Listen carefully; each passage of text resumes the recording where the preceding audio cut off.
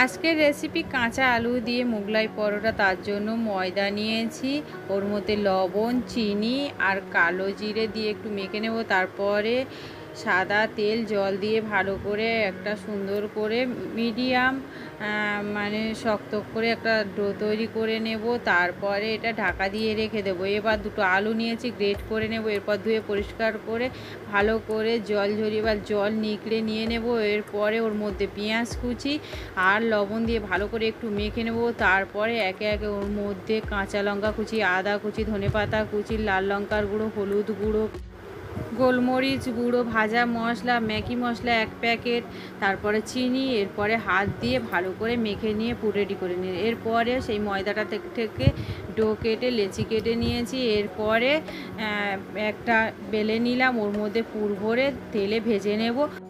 আর এর বড় ভিডিও আগামীকাল আসবে।